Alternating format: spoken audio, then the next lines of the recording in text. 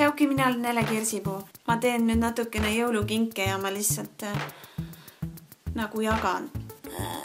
Isegi kui ma tegin eelmine kord selle mandala, siis see on ikkagi nagu väga keeruline ja seda tehes ei lähe nagu minul nii, et 1-2 ja ongi valmis, vaid ikkagi on nagu see selline, et algul tundub, et ei tule nagu välja ja see on selline pingutav ja kui ma tahan veel siin videot teha, siis see on nagu topelt pingutav.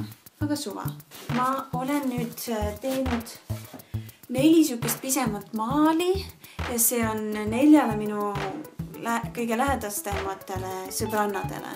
Ma ikkagi saan nagu inspiratsiooni internetist, eks paned Google'isse igasugu sõnum, mis võiks nagu või mida otsida tahad ja siis leida ja ma olen ikkagi väga palju järgi joonistanud ja selle käigus nagu ise asju juurde lisanud. Nii, minu esimene sõbranna, kellele ma näitan, on Heleri.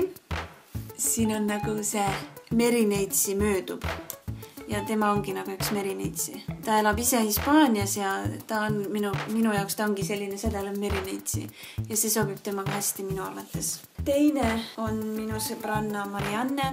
Ta on väga suur päevitaja ja ta on selline mereäärne vaba hing. Ja see on salt in the air, sand in my hair. Et sool õhus ja liiv minu jalgadel.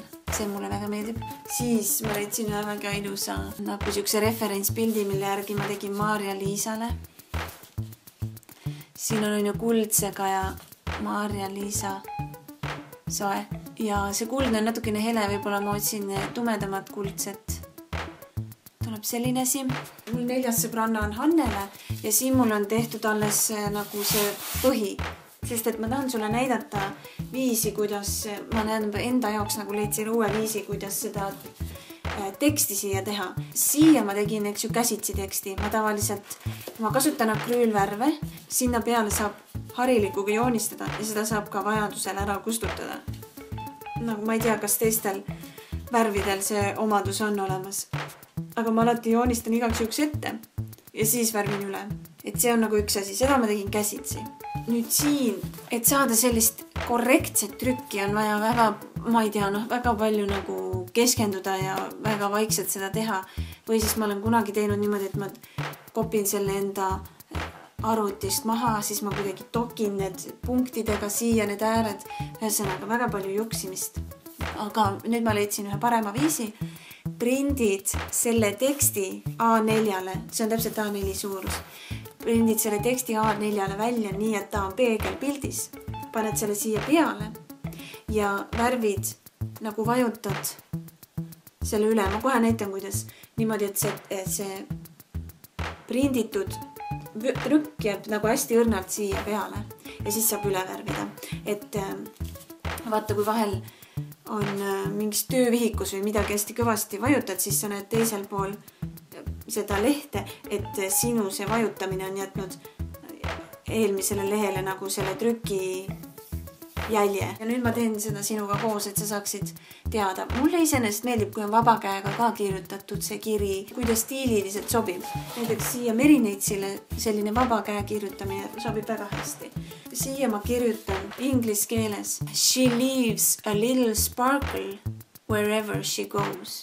Ma kõigepealt panen siia keskele sparkle, et ta jätab igale poole seda sädelust, kuhu iganes ta läheb. Ja sädelus on siis suurelt ja see ülejäänud tekst on väikselt. Ja ma näitan.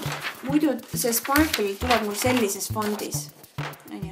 Aga ma printisin ta välja peegelpildis. Siis ta jääb nagu õigeks. Ma sätin ta nii, kuidas ma tahan. Nüüd mul on tavaline harilik ja üsna tugevalt vajutades ma nühindasin ja siis, kuna see kangas on ja mille peale ma teen on üsna õrn või tähendab, ta ei ole nagu tugevdatud, siis ma panen lihtsalt nagu selle siia alla, et ta toetaks.